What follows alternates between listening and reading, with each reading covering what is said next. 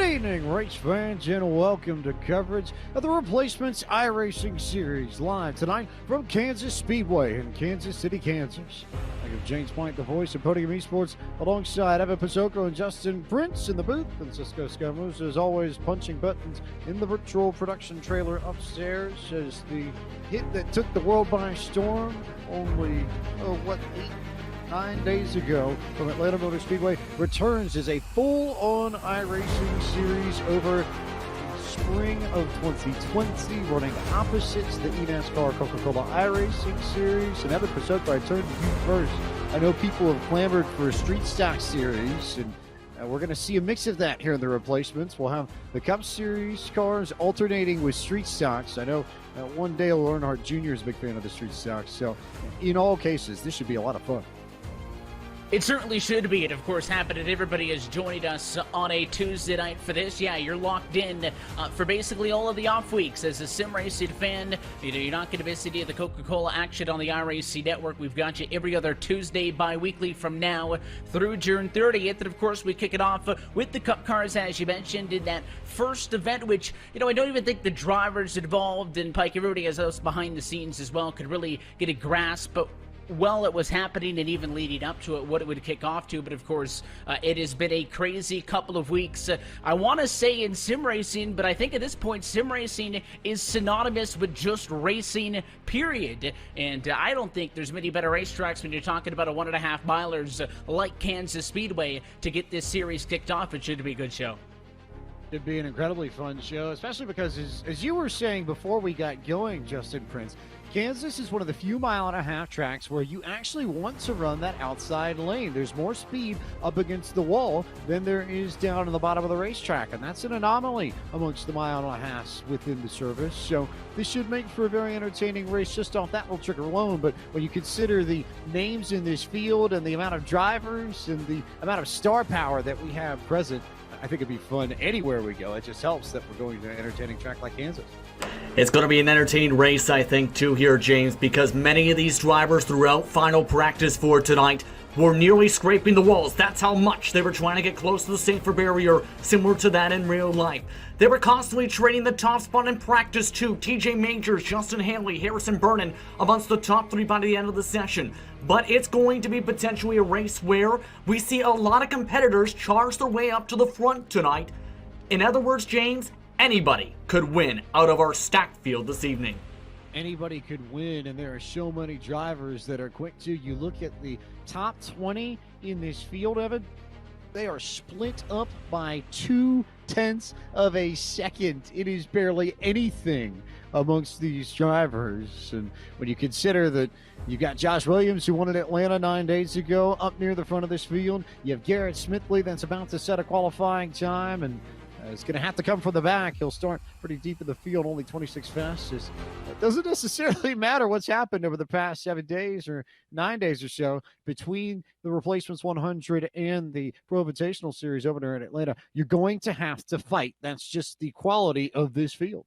Yeah, exactly. You mentioned those two names. Williams, the winner of that Replacements 100 last week, and of course Garrett Smithley, one of the top runners from that Pro Invitational Sunday afternoon on FS1. It also really doesn't matter if it's that race, this race, or anything else that all of these drivers are competing in. Well, yes, this is a laid-back situation. They can go out there and have some fun. Don't make any mistakes. All of these drivers want to win this race. I loaded up into the iRacing session about 30 minutes before this race actually got underway, 45 minutes even so, and there weren't many drivers who weren't already on track at that point putting into practice. A lot of them using up all 90 minutes of practice leading up to this queue in this race session because they don't want to show up and, talk about the bragging rights and obviously try to fight for this series championship. I'm sure they'll be keeping track of points amongst themselves. Nobody wants to show up and lay a dud, so they are going to come up here and have some fun. It is going to make on for a great show, but at the same time, they all want to win. Everybody wants to win. Everybody wants to show up, and everybody wants to strut their stuff, whether or not you're a driver, whether or not you're a PR representative, whether or not you're one of the new names that we have this week as we take a look at where we are in the world. And we are in the heart of the country, the nation's heartland, the Sunflower State, Kansas City, Kansas, or the other side of that Kansas City, Missouri border. A lot of people tend to mix that one up more often than not, but just across the border, right near Arrowhead Stadium and Kaufman Stadium where the Royals and the Chiefs play, you will find Kansas Speedway. And you will find us here for 100 laps tonight as we bring you tonight's starting grid for the second race in the Replacements iRacing Series. Josh Berry, driver in the Solid Rock Carriers Cars Tour, sets the fast time with the 30.316. He's joined on the outside of the front row by the winner for the first race, Josh Williams. William Byron will start from the third spot. Fourth will be the 11 of Justin Haley. Bubba Wallace rounds out the top five. Christian Eckes begins tonight for the sixth spot. Seventh will be the 17 of Taylor Gray, who won that Cars Tour opener at Southern National. Chase Briscoe had a strong run on Sunday in the Pro Invitational Series. Will start eighth. Ninth will be the 85 of Jordan Erickson. And Todd Yolen makes his debut. The Front Row Motorsports Truck Series driver rolls on tonight in the 10th position. 11th spot tonight, it is Kevin Iannarelli starting alongside Harrison Burden, who rounded out the top 12. Ben Rhodes starts in 13th alongside Anthony Alfredo. Coleman Presley starts alongside one of his fellow spotters in the garage area for the Cup Series, and TJ Majors in the next row with Regan Smith in the 15 machine in 17th. Justin Allgaier starts in the 18th position. Parker Klugerman and Ross Chastain round out the top 20.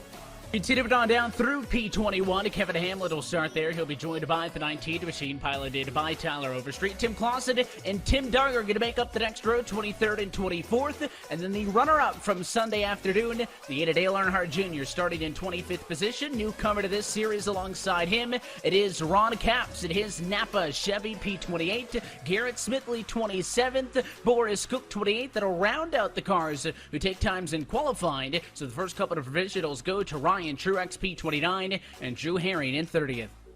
A.J. McCarron of Alabama's fame joins the series tonight. He starts 31st. 32nd is Mode Motorsports owner Kyle Long. Jonathan Davis begins tonight from 33rd. And 34th will be Rodney Childers. Chackenhouse and Ty Majeski round out this 36-car field for our second race of the season at Kansas Speedway in Kansas City, Kansas. A 1.5-mile, 2.414-kilometer length tri-oval that opened in 2001, one of the newest tracks in all of NASCAR. There are 17 to 20 degrees of banking in the corners. It's progressive. You get more banking as you go up the racetrack. 9 to 11 degrees of banking on the front stretch, also progressive there, and a flat 5 degrees of banking on the back stretch. In sim, it is default noon time. It is May 15, 2020, right on noon on the dot, local time. We go this evening for 100 laps, 150 miles, 241 kilometers with 3 attempts at a green-white checker if necessary. As Josh Berry had a pretty strong car 9 days ago in Atlanta. We know what Josh Williams was able to do. We know what William Byron was able to do. We know what William Byron had going for him before he got swept up in some incidents in the Pro Invitational Series on Sunday afternoon. Plenty of speed in that number 24 machine. Justin Haley was pretty quick on Sunday, as was Bubba Wallace. Christian Eckes has run so much, but in either case, we're glad you're with us here on iRacing's platforms as Podium eSports brings you the Replacements iRacing Series. And we're underway from Kansas Speedway. Josh Berry drops to the inside immediately and gets maybe a car length or a half over Josh Williams, who will try and roll the momentum and get alongside that 73 machine. But you want to go upstairs pretty quickly, and you can already see the field beginning to drift up top. Here comes William Byron, though, to the inside, fighting that 12 for P2. It was a decent enough start for the 12 of Williams. Byron did not get right up alongside him, but now at a 2 and down the back straightaway. Here goes the 24. You can see everybody else. They're going to move up the racetrack to the fence. That Exalta Chevy tries to roll the bottom. Barry, though, clear on the outside. He'll slide down.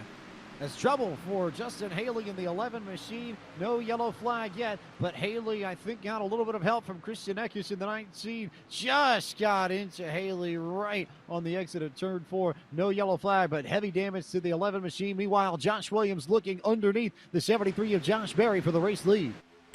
Bad luck there for Haley with that contact, though, with Eckes. But at this point, you have to remember, Joshua Williams has a lot of experience when it comes to iRacing. Has raced on the sim for the past couple seasons and continues to show this good speed here. It's going to be difficult to pass throughout this race, I think, James. The track conditions very hot, and many of these drivers are up on the top side. If you want to make moves, you're basically going to have to pry someone off that top line by getting to their quarter panel. Well, you can pry somebody off that top line, or Evan Pasoko, you can pull the slide job, which I know at least one of the drivers in here knows a thing or two about. But just dive it down deep to the inside, try and carry as much momentum as you can through the corner, and then stop before you hit the wall up top to slide up in front of the driver that you're trying to pass. However, if the driver in front of you reads your move on corner entry, you leave yourself open to getting crossed up and crossed over on corner exit, and that's the thing drivers are going to have to be wary of throughout this race. You can try that move, but it might not always be successful, and if you can read it well, you're going to maintain your place at the front of the track. The track position, I think, is going to be pretty key across these 100 laps. You're exactly right, and of course, eventually Kansas is such a fun racetrack. That's exactly why. You can see on the front straightaway as your race leaders have single-filed it out a bit, but still are bumper-to-bumper up front with Barry, Williams, and Byron 1, 2, and 3. They go all the way down to the apron on the front. They're right up to the fence, and they're going to run that lane all the way from entry of 1 to exit of turn 4. It does give you, though, a smaller room for error. Of course, these drivers leave it about a car length between them and that fence at the moment, but as things get more dire late in this race, and if we can see a green flag stretch and drivers try to lock into a rhythm here, you'll see drivers start to move around and try to get creative as best as they can. But this progressive banking makes Kansas such a good racetrack, and you can see your race leaders throw a blanket over them. The top 7 cars all still within a second of each other as they're funny to behind for 8th and 9th.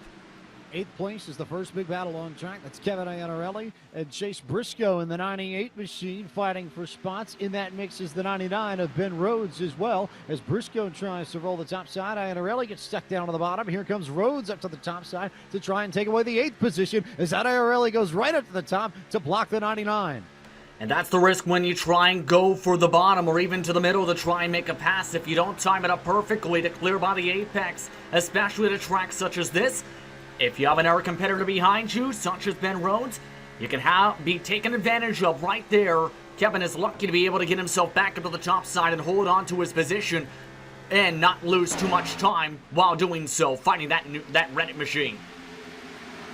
Depending on how you sort things out, you're either going to the front in a hurry or you're getting swept up in side-by-side battles. Another one here for the 10 spot. Anthony Alfredo in the 21 fighting Todd Gillen in the 38 machine. Gillen, the Rucker Motorsports driver in the NASCAR Gabriel RV and Outdoors Truck Series, trying to hold off Harrison Burton, who goes to the top side. Winner at Auto Club in the Xfinity Series a few weeks ago. Now will carry the momentum. Maybe trap Gillen on the bottom, and you've got a whole host of cars behind the 38 that looks set to freight train them. Here comes Coleman Presley, TJ Majors, Ross Chastain, Justin Allgaier on the top side, trying to pass the 38. No shock, said Burton's making some of these moves early. He was the 3rd best car in the practice session earlier this evening, and he's going to look to the inside now on Alfredo, the 21 car, just nudging up against the fence that time at 1, 2x2 throughout, as you can see Presley, now the 22 of Majors, all gated by Gilliland, who finally is able to get back up to the outside. For the hard charger, here is Burton. He'll go down the middle of the racetrack in 4, not clear. He can't slide up. Alfredo's in the fence, and here comes Presley. Coleman Presley took advantage of those two fighting, jumps ahead of everybody, and takes over that 10 spot. Here comes Ross Chastain to the 10 with a big move as Alfredo slides and hits the apron and goes way back. Here comes TJ Majors to the outside of Ross Chastain, trying to follow suit and keep pace up with Harrison Burton in the 20, who is now stalking that 59 entering turn 3. They're getting very dicey here. We're just coming to the end of lap 10, mind you, in this race. Some of these drivers need to remember that they need to have cars to make sure they get to the finish, or rather the bodywork on the cars. Also, making sure managing the tires going to be very important to keep on progressing forward. All that scrapping down that back straightaway alone, James, lost them a ton of time on the circuit. Tons of time, and a big gap opened up between Ben Rhodes and Coleman Presley. That's the first real break in this track. Josh Berry's leading a train of those front 9 cars, and they are effectively nose to tail spread out over about a second and a half. Then you have to go nearly 3 seconds back on the race leader. It's almost a second and a half between Rhodes and Presley alone. So second battle pack there in the works as Todd Gillen continually fights drivers on the inside. Parker Kligerman looked to the outside for a moment, thought he might have some room, and then Gillen slammed the door in his face on corner entry. And I think that 38 machine might be limping around the racetrack just a little bit. When we saw that big battle with that line of cars dive down to the inside, the 38 made contact between he and Anthony Alfredo, ended up in the outside wall. So that's why the right-hand side of that Ford Mustang looks a little bit worse for wear. We'll see if Kligerman can jump on him and take care of business. There's a couple of big movers here. The 77 car, he'll go to the outside and will dance for 15th and 16th on track. Behind them, Caps and Smithley, both drivers who are plus more than 6 spots. They're all going to go to the outside. We'll see if Kligerman gets stuck here on the bottom, as it is Kligerman around on the outside at 2. He'll pull in line. We'll see if Ronnie Caps wants to go to the inside. He does, off into turn 3. Cap sends to the inside and makes that pass look easy. I think we missed, not to mention, Cap's trying to get to the inside and then got trapped down on the bottom. So here comes Garrett Smithley, who was so strong in that Pro Invitational Series race on Sunday, to the outside of the 28. Kevin Hamlin in the 88 there as well. But as I was going to say, Justin Prince, we'd be remiss not to mention Ron Caps in that 28 Machine Series debut for the driver out of the NHRA Mellow Yellow Drag Racing Series. And I know a special hello to our friends at Napa watching, by the way. Got a message from them earlier saying they'd be paying attention to see how their man in the number 28 does tonight. And we'll see how well he does this whole stock car thing, JP. Yeah, I'm very curious as well, and he's doing a very impressive job so far in this race, mind you, too. Already a +7 in a stock car. Absolutely incredible, and mind you, that paint scheme was designed by his Real World paint scheme designer in Sean Kane, in making his iRacing paint scheme debut as well for that 28 machine. One of the nicest looking cars in the field, I have to say.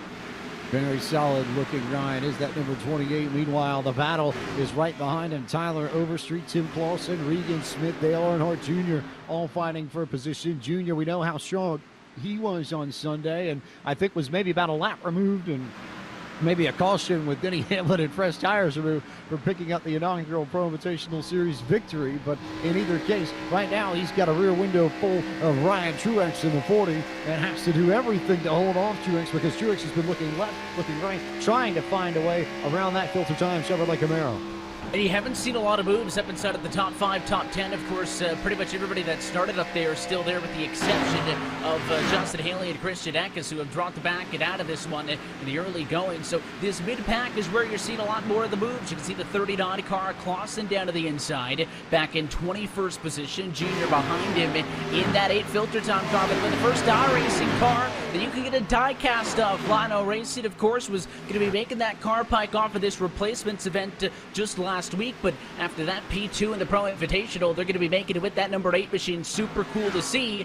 He's mid-pack, trying to go to the outside, but Clausen wants to get up there. You can see how hard these drivers are protecting the outside. Normally you want that bottom lane, but up here they'll leave the inside wide open if it means they can stay cozy with the outside wall. Oh, Kevin Hamlin clipped the wall in turn 1 and got loose and goes down to the bottom. He'll save it, but not before he loses all the track position he just gained. So now he has even more damage, I think, than Todd Gilliland has on his number 38, and that's what's created this pack. Gilliland has stacked the field up, but you see what happened to Hamlin on the screen. But Gilliland has stacked everybody up here from about 20th on back, and they're all trying to figure out how to get around him. And as they try and sort themselves out, they stack up, they go 2 wide, they go 3 wide in spots, they bounce off the wall, and it's created all the calamity that you're seeing behind the number 38, who's just doing as best he can to hang on to the track position in the hopes that he may get a yellow to try and fix the damage on the number 38. But back to Junior's flying. A pretty cool move from Lionel Racing to put together a die-cast of that filter time number 8 Chevy Camaro. The first ever die-cast Lionel has ever made that is based off of a car from any sim racing program, and iRacing in particular. My hope, Justin Prince, is that the Denny Hamlin race win from Homestead Miami is not too far behind on the production line. Yeah, that would absolutely look very impressive, especially for a die-cast, so to speak, especially if you had what Joe Gibbs Racing Team did after the race, that eNASCAR winning sticker to that die-cast car as well. But contact behind the trouble. Christian Eckes sent hard to the inside. Contact with Regan Smith. Contact with Regan Smith. Eckes spinning down the back straightaway, and a bad night goes to worse for the driver of the number 18 machine. As he got into Justin Haley, then gets into Regan Smith, who I think was able to avoid contact from everybody else, but looks like a really long day for Eckes, and he might just park it on pit road, might be done. Josh Berry still leads this race. He's ahead of Josh Williams by 0.3 of a second that last time by, and they're still pretty much nose to tail. The best battling on track right here behind the 38 of Todd Gilliland. Ron Capps in that 28 machine trying to figure out how to get around the 38, but he hasn't been able to do it yet. And that stacked up everybody behind and created some pretty interesting battles. Here comes one car down to the inside. It's the 31. Oh, we have a car in the grass. Pardon me there, James. The 27 of Kevin Iannarelli ended up hitting the wall for his car and slipped into the grass in 11th spot. Iannarelli will slide back. Meanwhile, Junior around the outside of the 39 machine of Tim Clausen as Tim Duggar on fresh tires works underneath this group. So a whole hornet's nest here going into 3 of a Pashoko, and drivers on different laps, different strategies, all mixing and mingling together. You know that's a dangerous combination when you've got old and fresh tires right on top of one another. Yeah, fortunately enough for the 31 machine there on the inside, as he was fresh enough on the tires to be able to just go the inside and get around the race leaders. If he was a little bit faster without a ton, he would be forced to go up the hill, and Capps now into the outside wall behind Gilliland. He overstepped it just a little bit. Here comes the 19 Overstreet. Will dive to the inside. That'll make it a side-by-side battle. This fight for 18th on track. But I don't know how well the inside's going to work out for the 19. He now may be the odd man out because Cap stays in front. Earnhardt Jr. around on the outside, and so is that number 40 car, Ryan Truex. Ryan Truex just following suit, waiting for Dale Earnhardt Jr. to make his move, waiting to see if Ron Capps will slip up in the number 28 machine. Capps trying to hold all the 8 and the 40 and the 19 at bay. Let's also not forget that Boris Cook in the 63 is also part of this group as well, as they practically bump trap into turn 3. I almost think Junior might have given Capps a little shot in corner entry, but as it stands, it is still Capps in control of this group, but for how long? Here goes Junior to the outside. And Dale Jr., I think, knows he needs to try and make this move, knowing that Capps, with that aero damage on the right front, is going to slow them down a couple miles an hour on down the straights. Bit of a squeeze. My goodness, Dale Jr. just able to thread the needle. Capps, though, makes contact with Truex. Capps goes down to the inside. Truex goes down to the inside. Capps in the fence hard right before the entry to turn 3 of that inside retaining wall. A little bit of contact between the 40 and the 28 machine as they all bounce off one another and continue onward. But a decent night going south very quickly for the 28 in his debut, unfortunately, and I don't think Truex realized that Cass was down there at all, so the 28 didn't really have anywhere to go. Meanwhile, battle beginning to develop for that 4th spot, or 3rd spot rather, is William Byron. Now putting Justin Wallace's one car goes sideways in the middle of 1 and 2. I think that might have been Chase Briscoe in the 98. No issues, though. This one going to stay under green flag conditions as everybody's able to pick up the pieces and to keep on going. Of course, through all of this mid-pack chaos, and a couple of drivers get it into each other off of the corners, not missing anything up front. Still Barry, Williams, and Byron 1, 2, 3, and now Ben Rhodes in 7th position. He has got a mirror full of Coleman Presley all over the deck lid off and into turn 3. Chase Briscoe just behind in P9. You get a whole lot of race cars stacked up on top of each other. Even Taylor Gray and Jordan Erickson in front. All these cars within a couple of tenths of a second, and there's moved to the outside from the 85. There goes Jordan Erickson in the 85, trying to pin Taylor Gray down on the bottom. Gray, who won the late model stock over there at the Solid Knock Carriers Tour event at Southern National Motorsports Park at the beginning of the month. Now Freight Train on the outside. There goes Ben Rhodes. There goes Coleman Presley. Now Chase Briscoe in the 98 trying to work around the outside of the 17. And Harrison Burton and TJ Majors are also in the mix there. The lap car of Regan Smith looking to the inside of the 77 of Parker Kligerman, who currently runs in the 12th position. Yeah, and Taylor Gray knew he had to get it back to that top line. If he fought that bottom, he would have burned up his equipment and ended up losing a lot more time in the process to the cars behind. But look in front of them, Ben Rhodes. He's got a car to the inside. Coleman Presley with a good run to try and attempt the slider. Just can't get clear, and you can see how close these drivers are getting to the wall, especially Briscoe behind them. Briscoe has been doing that all night long from the opening minutes of practice to this point of the race. Briscoe was sideways in the middle of 1 and 2. A few laps to go. No contact between the 59 and the 99. The 99 gets up in the fence. Ben Rhodes with damage. TJ Majors trying to slide up in front of Harrison Burton a little bit further back up the track. Here comes the 99, who will drop down to the inside to try and clear the 59. And Ben Rhodes, I think, conveniently and maybe politely gets out of the way with that damage. And now it's Chase Briscoe's turn to try and pressure Coleman Presley into a mistake. It was watching to see if Rhodes was going to get back up there and try to deliver a message maybe in that battle. But look at Chase Briscoe now. He's the aggressor in the 98 car. He's got the 17 of Tyler Gray to his inside. So Presley can hang on for a moment. It'll be a battle for 7 spots. Slide job up in front. But Chase Briscoe not going to go down without a fight. He's going to be rimrodding at a turn 2, using just inches of space to stay up high, not give it away to Taylor Gray. And now that he's got the better positioning, he'll hang on to that spot, and he can set his sights at a battle for what would be P6 as a crazy couple of laps ends with all those race cars still in one piece. A wild couple of laps for Chase Briscoe in the 98 machine. I thought he might be in trouble. Ben Rhodes gets sent down to the bottom of turns 1 and 2. TJ Majors gets into him, and now Majors will get down to the inside, and he'll be side by side with Rhodes for the 9th spot. Majors comes to the inside. Here goes Parker Kligerman down to the bottom. He's fighting Harrison Burton for that 11th position. Might well just have it as they come at the corner. He'll try and slide on top. Meanwhile, Ben Rhodes still trying to come to the rear bumper of TJ Majors and go wrest away that 9th position. They're getting restless, some of these drivers, it looks like, trying to fight because TJ Majors really set up that pass by bumping the back end of Ben Rhodes a couple times that prior lap. But TJ Majors was one of the quickest cars in practice, though. He showed some great speed, and he is someone that I think could be a player if he can find his way to close up to the lead group somehow.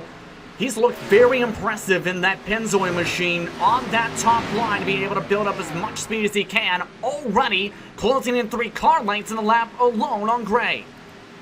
They all close in. Also of note here, I think it's worth noting that the replacements is entirely run by the admins, TJ Majors, Kevin Hamlin, and their group is the one responsible for the race control this evening's show. We're just up here hanging in the broadcast booth, having a pretty good job watching this action as TJ Majors in the 22 machine dips underneath the 17 of Taylor Gray to take over the 8th spot. And Majors has a considerable amount of long run speed. I think he ran a 32.5 that last time by as Gray gets into the rear decklet of the 22. But you have to go all the way up to William Byron in P3 to find someone who matched TJ Majors' pace that last time by. So that 22 machine is coming, and look who's coming with it, Evan Pashoko, the 77 of Parker Kligerman. Yeah, Parker was able to get around Ben Rhodes there. It's been a rough couple of laps for that 99 machine, seemingly a punchy to bag. But, you can get up into the top 10, that's fine. But a caution free down through 35 laps, we're looking at 8-9 seconds off for the race leaders back in that pack that we've been looking at. Also, you mentioned William Byron in 3rd. Don't look now, but Josh Berry's advantage has started to shrink. He had opened it up to about a half a second, and I thought was looking pretty comfortable in that 73 machine. But Williams in 2nd, only 2/10 off. Byron 4/10 off in 3rd. So those top 3 cars at a caution at lap 36. Dan Canals went around in 1 and 2, and he collected a few cars with him. We'll look at the replay and see how much damage he picked up. But Canals was just trying to get into turn 1 and bounced off the wall before he got to the corner, bounced into Coleman Presley, who managed to carry on and save himself. And then Canals, who's number 189, went spinning in the corner. He clipped the 22 of TJ Majors and gave a pretty good shot to the side of that Ford Mustang. Taylor Gray there as well. And then it looks like, unfortunately, Ross Chastain nowhere to go for that number 10 machine. Same to be said for Harrison Burton and the number 20, who was just trying to get clear. A few more drivers swept up in the back. Kyle Long, the 31 machine of Tim Duggar, and the 28 machine of Ron Capps also swept up in this. And I think Dale Earnhardt Jr. also gets some damage in this too. He runs right into Tim Duggar at the very end of this, and then Justin Allgaier, Garrett Smithley have nowhere to go. So that's about 15 cars, I think, by my count, or somewhere in the ballpark of Justin Prince, all swept up in that one crash. Yeah, that was a lot of bad luck for some of those drivers there, and I think all drivers have done it when it comes to racing, especially on the surface. They end up zoning out, trying to focus on the marks to get up to the high line in turn 1 here, and they accidentally bump their safer barrier, trying to arc their way in through the tri-oval to set up for the corner. That was the case there, but That was the caution flag. TJ Majors may have needed to catch up to the lead pack. It's going to be interesting how the rest of this plays out. These drivers at the very, very tip of the fuel window. The very edge of the fuel window, and as they all set up, I imagine 4 tires and fuel for just about everybody here in the top 20 or so that have come down pit road. It will be Josh Berry that jumps ahead of everybody and wins that battle. Everybody with 4 tires of fuel, no 2 tire takers, but Jonathan Davis and Kevin Hamlin decide to stay out. How interesting. How very interesting.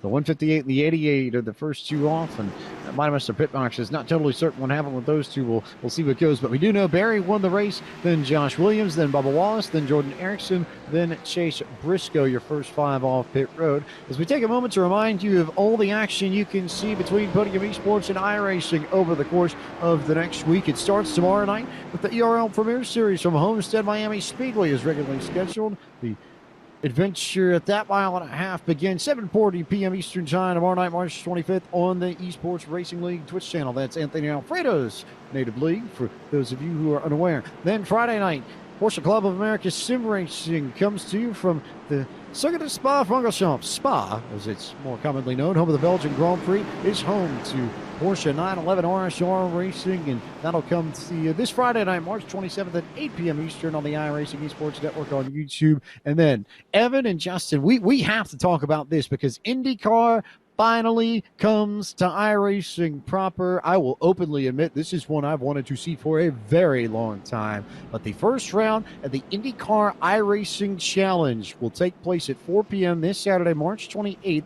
And you can find that on IndyCar's YouTube and Facebook pages, and then iRacing's Twitch channel as well. And if those of you who haven't been paying attention or unaware, you can slide over to IndyCar.com/2020/IndyCar-challenge, and you can vote for the track that the drivers will run on Saturday afternoon. They've been having a bracket-style tournament over the course of the past few weeks. Today's particular vote makes you make the choice between Watkins Glen with the boot and the Circuit de Gilles Villeneuve in Montreal. So I think a really, really cool thing that IndyCar is putting together. They're doing this sort of thing over this period in their own way, and I certainly love it, although I have a hunch we may end up seeing Auto Club as the first race on Sunday. But everybody go on to IndyCar's Twitter, go on to IndyCar's webpage, and go vote, Evan, because this is going to be so, so cool. It is. If we talk about the drivers, we have the NASCAR drivers and obviously spotters and crew chiefs and everybody else, but you talk about, some of the different, sporting outlets and somebody like a Ron Capps from the NHRA competing here. Those are the IndyCar guys at iRacing. I might have to see them on one of these Tuesday night races, but I do not do a lot of driving personally on the iRacing service, and I love the IndyCar. It is so much fun, and of course, super excited to see IndyCar joining on with a lot of these other premier racing series to get with iRacing and to put it on. There's certainly no shortage of content. We were joking earlier about the broadcast about how I think we could squeeze a few more events in here, and your Saturdays are now considered full. So certainly make sure you tune in again the IndyCar channels as well.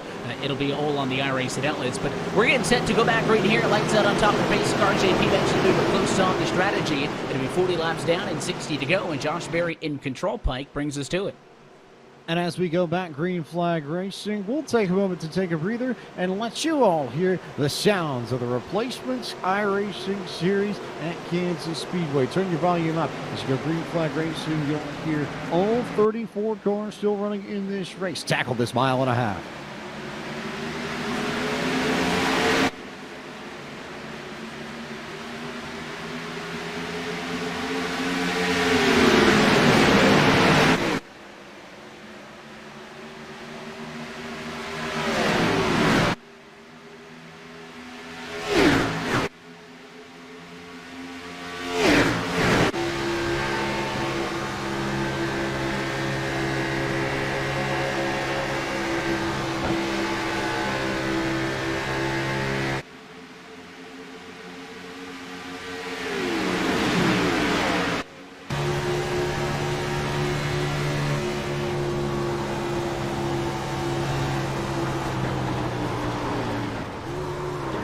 Yellow flag out, everybody all over the place in turn 2, and moment to hear the engines gets cut short because the 85 of Jordan Erickson gets some help from Chase Briscoe on corner entry. He got a little bit loose to start on his own, and then Briscoe finished him off. Coleman Presley involved. Taylor Gray in the 17 involved. William Byron swept up in this. Ben Rhodes involved. Dale Earnhardt Jr. caught up. Harrison Burton in trouble. A few more in the back of the field.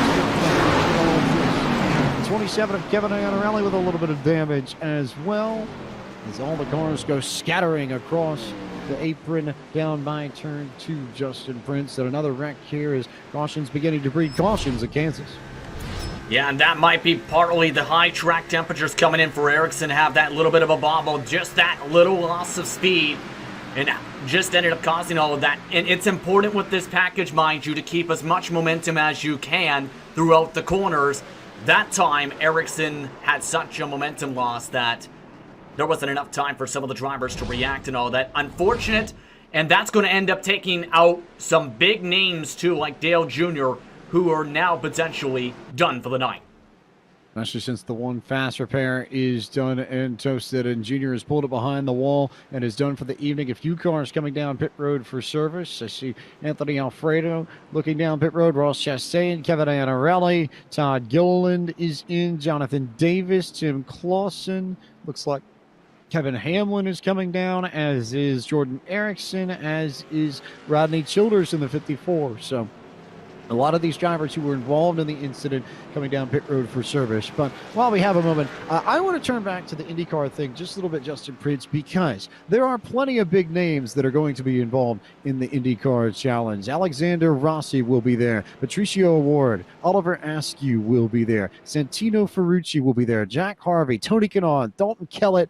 But the one that jumps out to me is two-time and defending Virgin Australia Supercars champion Scott McLaughlin, who tested with Team Penske a little bit earlier this year at Sebring International Raceway. McLaughlin, of course, a driver for Dick Johnson Racing Team Penske in the Supercars Championship down in Australia. And if you have not seen the 26-year-old Kiwi drive, he is a rocket on wheels in his Ford Mustang in that series. And I have a hunch that it might not be too long before we see him here in America competing in IndyCar full time. And what a treat I think that would be, because I genuinely think he could be something special. And it's going to be a lot of fun to see him get his first real crack at some of these IndyCar drivers in the IndyCar iRacing Challenge on Saturday. Yeah, I think this is going to be a really good test for him and a lot of the other drivers to see where they shape out and where they can compete in terms of equal equipment at this point. It's going to be entertaining, I think, and it's going to be huge for the whole community, I think, in terms of IndyCar, in terms of iRacing, to see all those drivers come together for what should be a great battle on the racetrack. It'll be a lot of fun here. We'll see what happens on Saturday at 4 p.m. Make sure you tune in. And then, of course, we'd be remiss not to mention that the eNASCAR iRacing Pro Invitational is back. I think officially the eNASCAR Pro Invitational iRacing Series comes to you from Texas Motor Speedway this Sunday. And Fox Sports announced earlier today that the rest of the Pro Invitational Series will be simulcast on Fox, Network Fox, Big Fox as we know it, Fox Sports 1, and the Fox Sports app. So if you wanted exposure for iRacing and you wanted to make sure it got across all of the airways in the United States, you're in good shape. And they also announced that Fox Sports up in Canada is going to be broadcasting it too, which I know is a place very near and dear to your heart.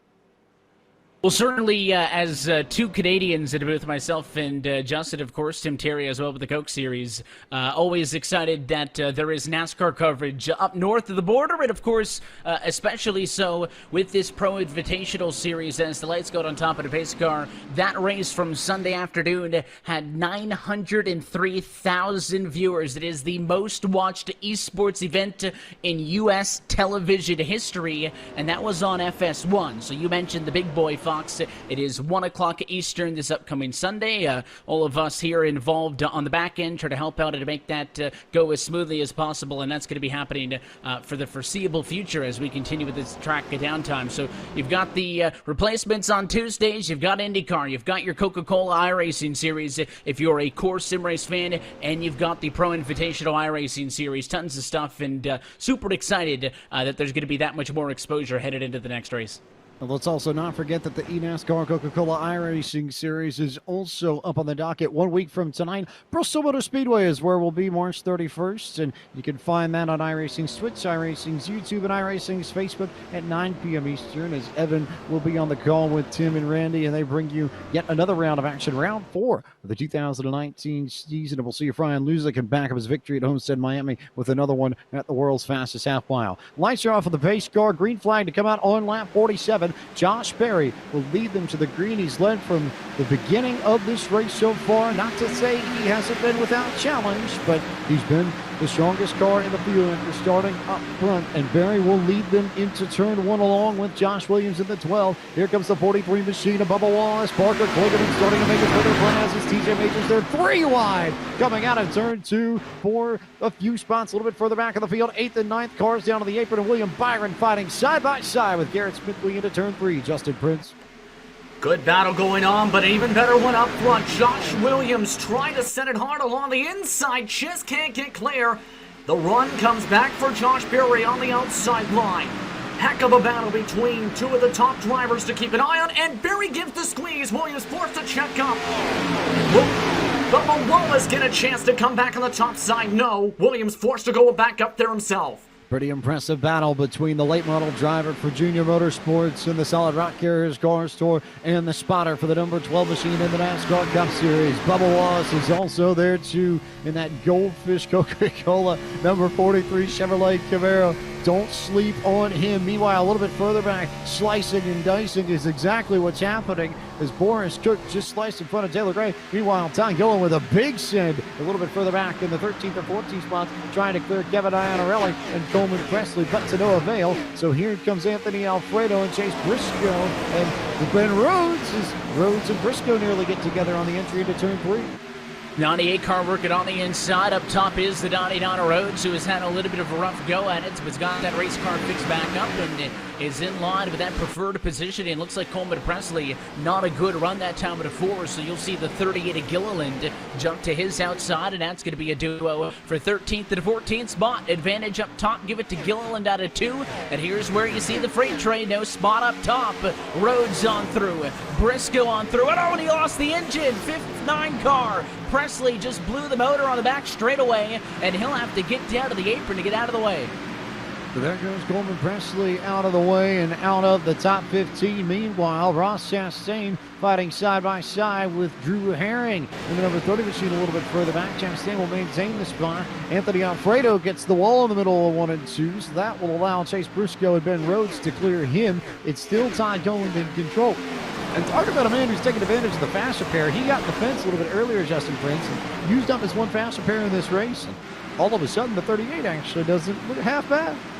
Yeah, that's the major difference. If you get side damage, up more than 10 seconds total in optional repair for these drivers. That's how much time you might have to sit in the pit stall for repairs.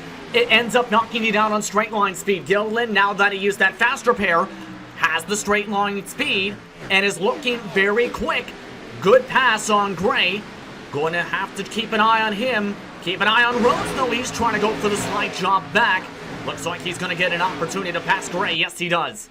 He gets around Taylor Gray, who gets in the fence as well to secure the spot for Rhodes. Make sure that Gray doesn't have any momentum coming off of the corner. So it is solidly Ben Rhodes in the 13th spot. Then Don Gilliland, then Kevin Iannarelli. They bounce off each other a little bit more, a little bit further back. But the big battle is coming, and it is in the 4th spot because TJ Majors is all over the rear bumper of the 77 of Parker Kligerman.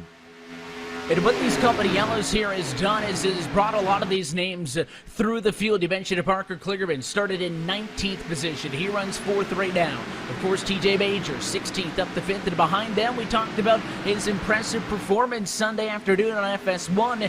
Garrett Smithley started in 27th in this race. He's P6. He's also closing to the bumper of the 22 Ford Majors in front of him. So all these cars, bumper to bumper, all chasing down Josh Berry, who has been in control since the drop of the green flag, as we're now past halfway home from Kansas and counting down to the end of this replacement's 100. Who makes the first move in this string of cars? And as we have cleared halfway and have a little bit of a breather, we'll go ahead and take tonight's iRacing Midway Race Break, which is brought to you by iRacing, the world's leading online racing simulation.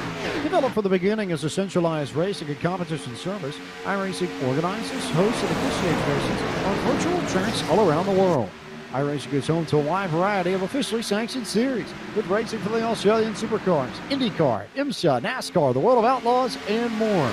Josh Berry is your leader after 55 laps at Kansas Speedway, ahead of Josh Williams and Bubba Wallace. Parker Kligerman and TJ Majors round out the top 5 as it stands. Garrett Smithley runs in the 6th spot at the moment. 7th belongs to the 24 of William Byron. Forrest Cook in the 63 holds 8th at this time. Justin Allgaier in the 7 is 9th, and 10th belongs to the 11 machine of Justin Haley. Kevin Iannelli is in the 11th position with Todd Gillen up to 12. Ben Rhodes running on his own in 13th position.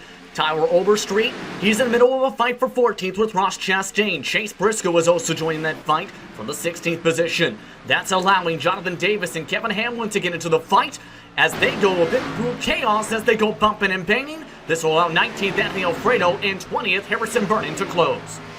And it is chaotic here mid-pack. Only 2 of the cars on the lead lap as there's a lot of side-by-side. It's Truex and Gray. Everybody else a lap down. It'll include the likes of Drew Harry to Kyle Long, Regan Smith, Ronnie Childers through P26 and A.J. McCarron. All those drivers with some work to do. Not a good start. Few laps down for Tim Duggar, 28th. 29th is Chad Knaus. He was one of those earlier incidents. And Coleman Presley just recently lost the engine. He's going to be a DNF, but right now P30. Final 4 cars of this race are Ron Capps, Jordan Wilson, Tim Crossendale, and our junior, and 5 cars, actually. Christian Eckes scored last on the board in 35th. And that rounds out tonight's iRacing Midway Race Break. And with over 100,000 drivers on the service and over 80 laser scan tracks and cars to choose from, iRacing is the original eSports racing game. And for more information, visit iRacing.com today. And when you think of street stocks, you think of what these drivers are going to be running next week. Goodness me, how fun it will be to wheel around street stocks at the Fairgrounds Speedway in Nashville and at North Wilkesboro when they do arrive on the service a little bit later on down the line. Justin Prince, but you have to believe that's going to be some form of entertaining. Yeah, absolutely. I'm thinking of multiple different possibilities when it comes to the North Wilkesboro side you mentioned specifically. And that is such a great facility. I know lots of fans love that racetrack. And when thinking back at some of the battles, some of the biggest races ended up happening there. Some of the best drivers in all of NASCAR won at that racetrack. And I know Dale Jr. and a lot of many other drivers and people in the racing community made it important to try and preserve history with North Wilkesboro. I can't wait to see the results once everything's all set to go with that track. And that's not to say that the Fairgrounds Speedway in Nashville is a slouch for history either when you consider some of the families that have been around there and done some things. How about the Marlins? Sterling and Cuckoo have made that place their backyard over the years. And Evan, I think that's going to be a tremendously fun place to race as well once it arrives on the service. It's certainly fun to do events like this where you've got the Cup guys in a situation where they're familiar with, a Cup car and a Cup racetrack. But one of the best things I think about iRacing is that bit of cross-pollination that you can do. You could put a current-gen NASCAR stock car on some of the old tracks. I remember back last fall when we did one of our eNASCAR Coca-Cola iRacing Series All-Star events from Rockingham. Take modern-day cars, put them back to an old-school track. I will say, Pike, one thing, if I could add it to the wish list, is if you give us an old-school stock car, I think we're all made, but certainly fun to bring some of those classic historic tracks into the fold and see what they would race like, not only with just a current gen stock car, but street stocks. I mean, anything that you can think of makes iRacing so unique and such an incredible experience to be a part of. Wouldn't mind old tracks too. I guess we can't really scan Riverside or Ontario, but those are 2 places that jump out to me that would have been excellent to grab back in their heyday. But we have Sonoma, so Riverside's sort of there and around in some point. I think a lot of people don't realize that the layout for the renovations at what was then Sears Point Raceway in the late 80s were heavily modeled off of the shape of the old Riverside International Raceway down in Southern California, way back when. So it lives on in some way, shape, form, in spirit, in the same way that Josh Berry carries on with the race lead ahead of Josh Williams and Bubba Wallace, but they're all right there. No one has really found a way to separate themselves from one another within the top 7. You have to go back to Boris Cook in the 63 and then Justin Allgaier in the 7. Those are the first 2 that have really fallen off this train, but it's pretty much one after another, after another, after another, Justin Prince, as they come down the backstretch. Yeah, that's usually the type of racing we potentially see, though, when it comes to Kansas, with the dominant line being the top. Eventually, though, there is the chance, and this is a small chance, we see some drivers maybe try to go to the bottom in turn 3 again to try and make passes, something like we've seen Keegan Leahy do in the Coca-Cola Series before a couple years ago in 2019 with this package. But that's just the way this race is trended. You get good track position, you're likely to keep it in this race. And that's what many of the drivers in the top 5 have done today. While others, such as Kligerman, Majors, and Smithley, they've been able to avoid attrition and cut their way to the field. Also have to give a shout out to TJ 12619 wanting Elko Speedway scan. That's one of many great tracks in the Midwest that I think you could probably go scan if you wanted to. Berlin would be there for me, Toledo, La Crosse Fairgrounds, Madison International, and then Salem and Winchester and Indiana, a whole host of short tracks that would be a lot of fun. But we'll save that problem for another day, and we'll take a look at this battle. Starting at about the third or fourth spot, Parker Kligerman and TJ Majors, those two have been attached bumper to bumper for about the last 20 laps or so, and Garrett Smithley putting on another strong run in the 6th spot. Maybe the highest average finish of any of the drivers who have competed in all of these races within the past week or so, as we've been all sidelined in second home. But between his run on Sunday where he was so strong and tonight's race, I think you have to believe that Garrett Smithley knows a thing or two about this service, Evan Pasoko. He's certainly no stranger to it, not somebody who's just hopping on the iRacing service because of the downtime. He's somebody that has come from the service. I remember doing league races with him back in the day just a couple of years ago. Of course, now driving in the NASCAR Cup Series. But, you know, he's P6 right now, but actually a couple of laps ago, he did catch that safer barrier on entry to 1. Very similar to how we saw Chad Kadowski get into it a little bit earlier, led to that first caution flag of the night. So I wonder if that's hurting Smithley just a little bit. You mentioned the duo of Parker Kligerman and TJ Majors, 4-5. That 22 machine had been all over the back of the 77 Toyota forever, but now with a little bit of separation, it's a little bit of an accordion effect going on up front. Everybody closes in on the bumper, spreads out just a little bit, but again, nobody willing at this moment, because how close they're all running together, be that guy to go down out of line. You can get on somebody's bumper, but you need to A, make that pass to the inside, but also B, have a spot in line to come back up to, and because it is a big line, nobody wants to take a wrong step. So right now it is a stalemate, still tracing that 73 car of Josh Berry. Justin, who's in front right now, give it 3 car lengths to top Joshua Williams, who is certainly putting the heat on though in second. Yeah, it's been a stellar run for Berry, but what a swing back to what you're talking about with Smithley, who ended up dropping 2 positions because of the damage of letting drivers on by no ease down straight line speed. Also had experience with them personally back in 2017 throughout the sim racing circuit before it became a broadcaster with the iRacing service. And he was somebody that was always helpful in discussions to try and learn the tracks. And even when you think to 2019, when he was racing in an invitational event with the trucks at Martinsville, he was somebody that started off slow in practice, bottom half of the field, took the first half of the race to really get into a good rhythm, but he's always someone, though, Evan and James, that somehow finds a way to be in contention for a win when it comes to these types of events by the checkered flag. Garrett Smithley, I think if he's able to get himself repaired on that right front fender, might be in that position if they end up getting the yellow flag. So, Justin Prince, are you telling me that Garrett Smithley might be a, shall we say, a closer, perhaps? I think that's the right term to potentially use. Maybe, yes. Well, speaking of closers, if you're curious, Rodney Childers, crew chief for the closer himself, is running in the 23rd spot, a lap down, but making his appearance, making his debut in the replacements this evening. So first crack at this, and first Stuart Haas affiliation, I think, of the replacements to have a go at this. We'll see if Rodney has a little bit more luck next week when we go street stock racing. But for now, it's still Josh Berry in front. William Byron, though, looking to the top side, trying to find a way around Parker Kligerman, but there's just no room, and I almost wonder if this is now about tire conservation and maybe tire conservation, perhaps.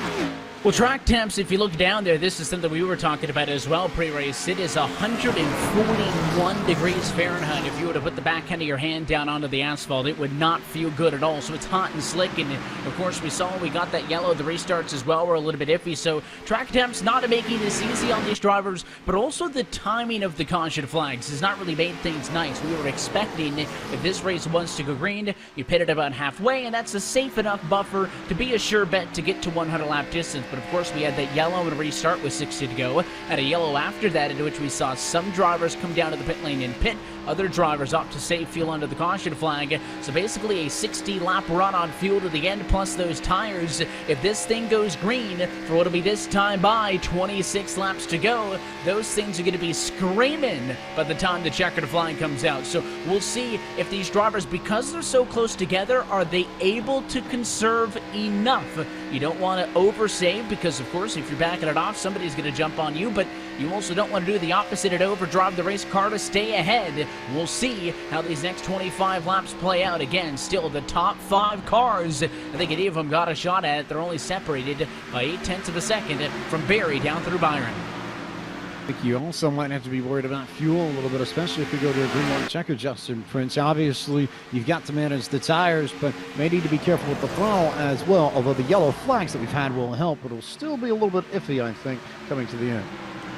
Yeah, I think it's still going to be pretty close in terms of tires and as well with the fuel. We talked about this a little bit before, where many of the drivers were at the very tip of the fuel window. A couple other drivers with some of the quick EOs were able to come down a second time. That put them within being good on the fuel. And I think in this case, William Byron might be in one of the best situations. He was one of the drivers who ended up topping off in that situation, and he's showing just that couple laps difference is enough to help close up this much speed. He might be one of the drivers to watch in these final 23 laps coming up this time by. Byron, incidentally, is the first driver on track who topped off on the most recent yellow that was 33 laps to go. Other drivers in that boat who came down during that particular yellow flag: Forrest Cook in the 63, Todd Gilliland, Ben Rhodes, Kevin Hamlin. Some of the 5 fastest in that group. So that's 5th, 7th, 9th, 10th, and 12th as it stands. So maybe not quite up there yet, but beginning to charge. And speaking of Boris Cook, he is all over the rear bumper of TJ Majors, trying to take away the 6th spot. He jumps to the inside with his Bitcoin Toyota Camry coming down the backstretch. He's got that little bit of a run, so of course he's going to try to get the pass done and slide up, but he is not going to commit to it that time. Instead, he'll pull back up, tuck in line, and these drivers will duke it out for 6th and 7th position. Once upon a time, it was TJ Majors all over the back of Clickerman for 4th, as Cook will go back down to the bottom here. With a much better run, I think he'll try to send his time into the corner. Of course, you want to be able to clear by center so you can pull up, but he's not able to do so. And Majors hangs on. That Pennzoil Ford a little bit squirrely off the corner has really dropped the back at the last 5-10 laps, and you know, he does have a huge buffer back to Gilliland in P9, some 5 seconds from where he is now. So he doesn't have to worry if Boris Cook gets around him that he's going to get tag teamed on by a handful of drivers. But he certainly does not want to give up a single spot, as he'll fight the 63 car for this. And it's going to cost them more time as they fall further back from that top 5 breakaway. And as we watch Cook try and work his way around TJ Majors, also of note, William Byron is putting a significant amount of pressure on the 77 of Parker Kligerman just because of that 6 lap difference on the tires. That's the only thing separating those 2 pairs. But the drivers with the fresh tires really beginning to turn the wake up and turn the heat up on the drivers who are on 43-lap-old tires now. That includes Kligerman and TJ Majors, as Cook has managed to clear the 63 and jump ahead of Majors into P6. Yeah, but it's still a ways away to the next train, and you kind of need to be within about a second and a half to be able to pull in the drivers in front. So if you're those drivers 6 on back, you're hoping that you get a bit of luck, because the lead cars are reaching lap traffic, and Chad Canales is the first of them. Rodney Childers is the second. Good luck. Best of luck indeed as Cook continues to wheel away from Majors. We now turn our attention to Byron, who is all over Kligerman still. This is the closest battle within the top 5. Kligerman maintaining a healthy distance from the rear bumper of the 43 of Bubba Wallace, but not quite able to escape the clutches of the 24 at this time, who in turn is not quite able to get underneath the 77 to make the pass. It's a traffic jam at 170 miles an hour, 180 miles an hour as they go off into turn 1.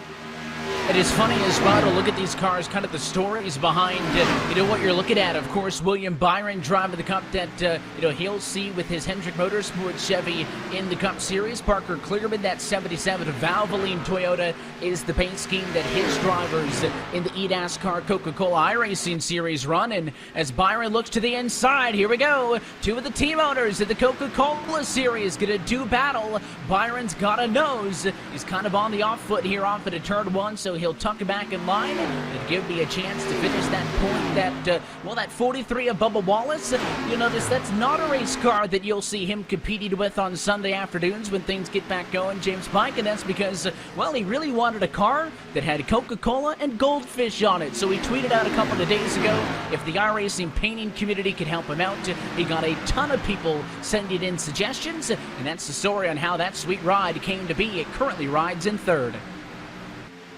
I don't know if it's more about the snack that smiles back or about the drink that teaches the world to sing, but in either case, I feel like if we look at that car too long, it might make us all a little bit hungry. In the meantime, look at who's hungry for the spot still. Kligerman trying to hold off Byron, who jumps right to the inside, and William Byron has tried the left side, has tried the right side, has tried the outside, has tried the inside, and still cannot find his way around that Valvoline Toyota Camry of the 77. He is desperately searching for someone to get around him because I think he might have the speed to go after Josh Berry and Josh Williams, but he's got to find a way around Kligerman first. Yeah, I don't know if there's going to be enough time if he gets by the first couple drivers here in Kligerman and Wallace, because they're already lost nearly a full second in the past 5 laps or so.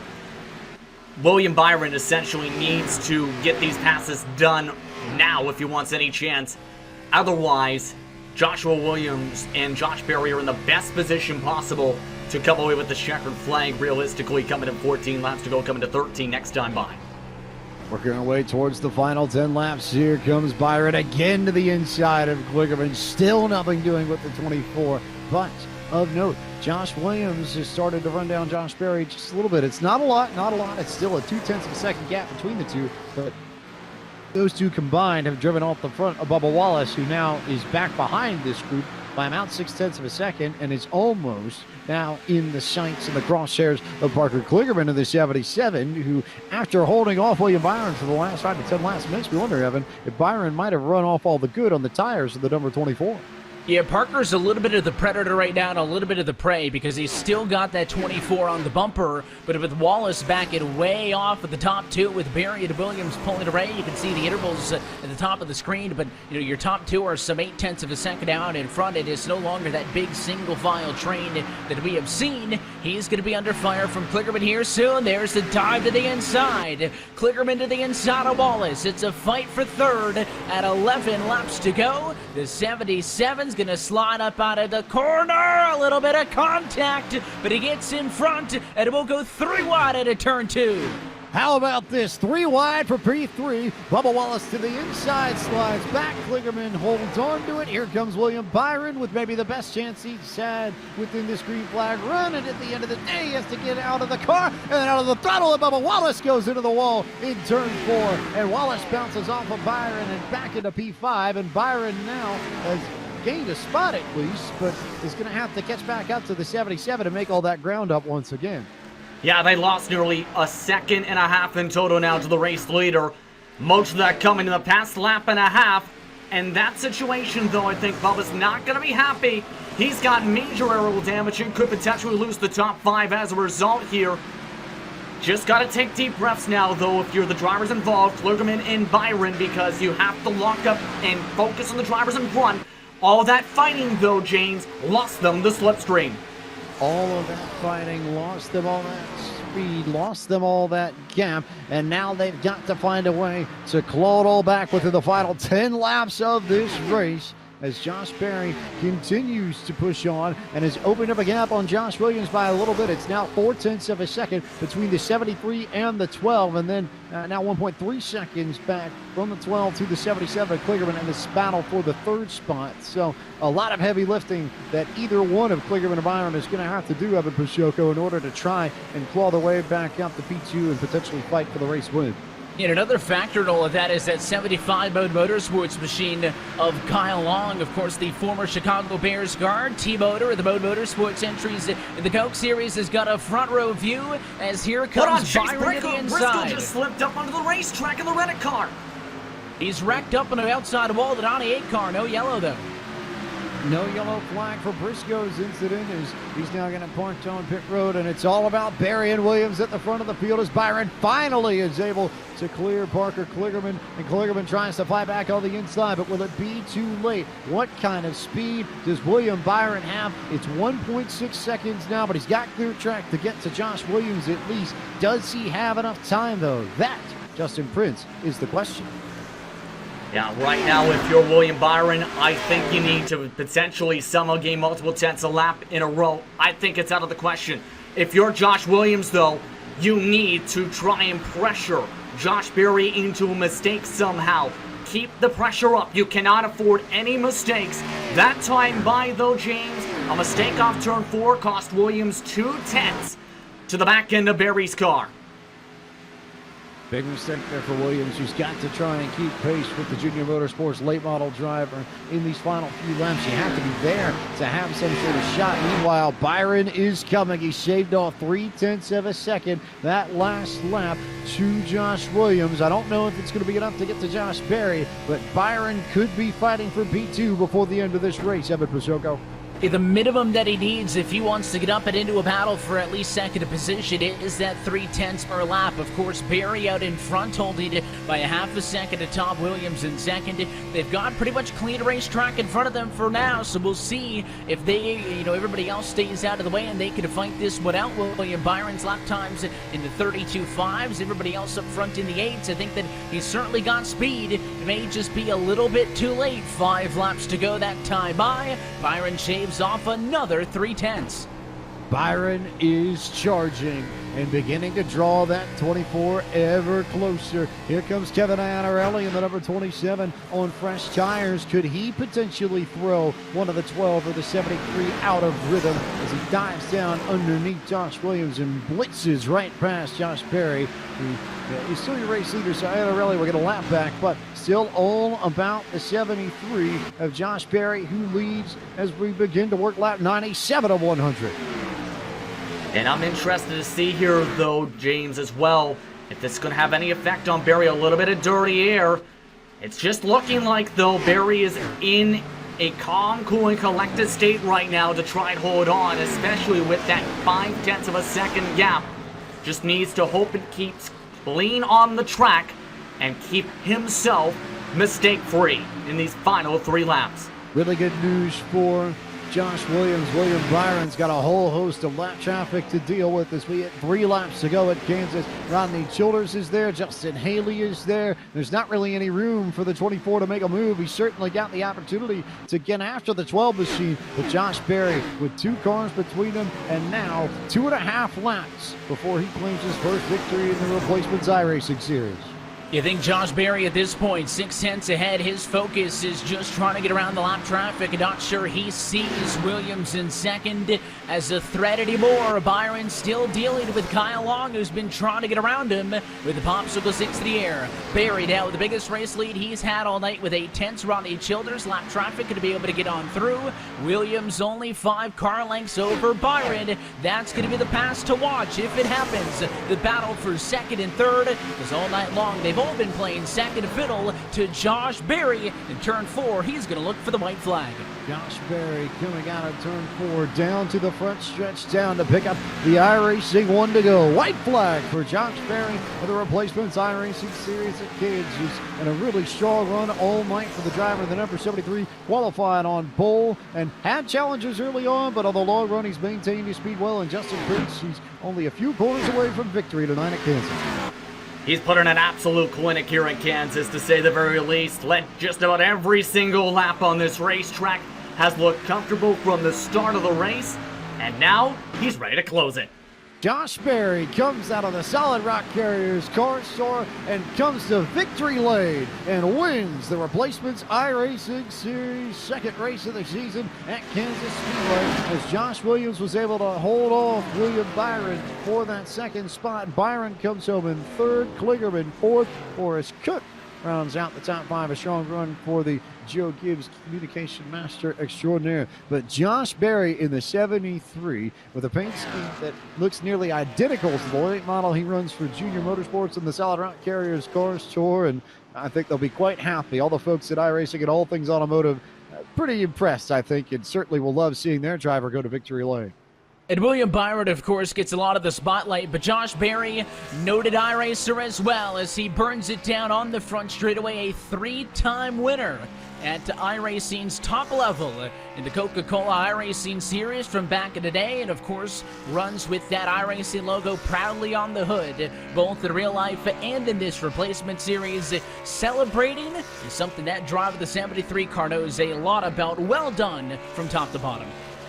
I also think it's important to note, iRacing might sponsor the car, but in no way, shape, or form was this any sort of rigged event, Justin Prince. Berry was just the best man out here tonight. He had the fastest car, had the track position, and just maintained that car so smoothly up top. Never really had any issues whatsoever, and did a brilliant job just pacing the field all night behind his rearview mirror. Yeah, he was picture perfect on the starts, was able to quickly get himself to single file, and was able to take advantage of the clean air as well. And there's a saying when it comes to these cars, James, clean air is king. Josh Berry was able to use some of the aero to his advantage tonight and didn't even make one mistake all night long on this entire racetrack. As we take a look at the full field rundown and tell you where your favorite driver finished after Josh Williams got the victory for the NASCAR Cup Series gang last week. It's one for the late models, one for the Solid Rock Carriers Cars Tour Machine, and Josh Berry in the 73 picks up the victory tonight at Kansas over Josh Williams of the 12, who maintains his points lead. William Byron with a strong run, season's best finish for him. He comes home third. Same for Parker Kligerman, who brings the 77 Valvoline Toyota home in fourth. Forrest Cook with a strong run tonight finishes in the fifth spot. 6 runs to the 43 of Bubba Wallace. Kevin Hamlin in the 88 came home in seventh, and eighth was the 22 of TJ Majors. Garrett Smithley finished up in the ninth position, and 10th went to the 38 of Todd Gilliland. 11th position tonight went to Ben Rhodes, who started in 13th. Ross Chastain 25 seconds back in 12th position, with Jonathan Davis and Tyler Overstreet rounding out the drivers on the lead lap. Justin Allgaier finished in the 15th position, with Regan Smith in the 16th spot on the racetrack.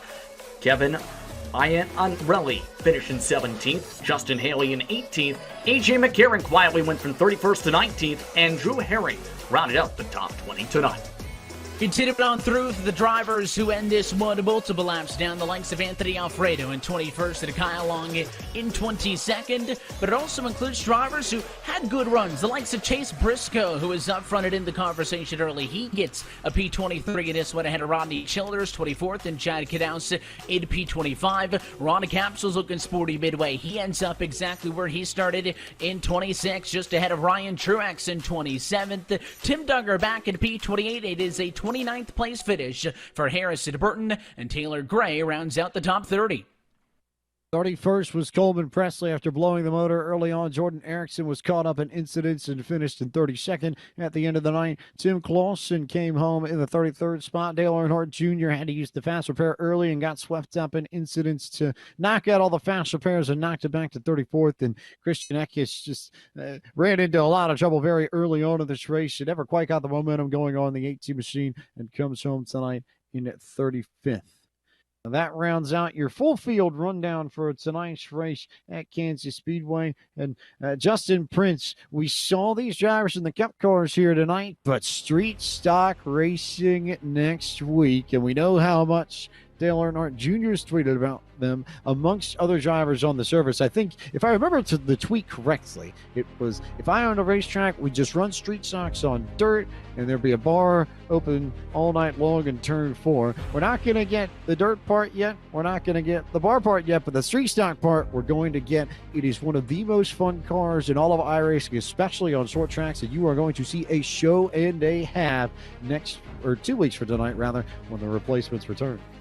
Yeah, I'm going to be definitely interested to see who ends up going in the front of that race. And you have to remember back to 2019, some of these drivers we've seen tonight, like TJ Majors along with Coleman Presley, they have experience in Podium eSports competition when it comes to these machines. They might be contenders again when we go to the street stocks. But definitely keep an eye on Ty Majeski as well in that field. Lots of contenders will be up at the front that we might not have seen be in the top 10 in this race.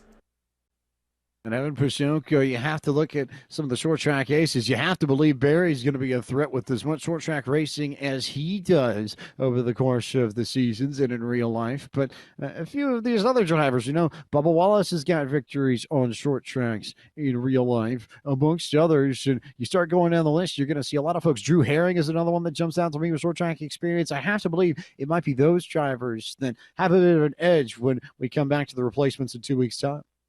Absolutely, and of course in these races we see as well with these cup cars, the drivers who are more acquainted with iRacing, maybe not even necessarily in that car, do have that little bit of an advantage, even if you just take a cup guy and throw right into the sim, because there are some nuances with this car on the service. The street stock's certainly a lot more accessible. It can take a hit and keep on ticking. Of course, everybody on iRacing, if you do oval racing, you started in a street stock. Everybody has driven that thing. It is so much fun, and if you thought that these drivers were beating and banging it with each other tonight at 180 miles an hour or whatever it was, you ain't seen nothing yet, because 2 weeks time it's going to be personal.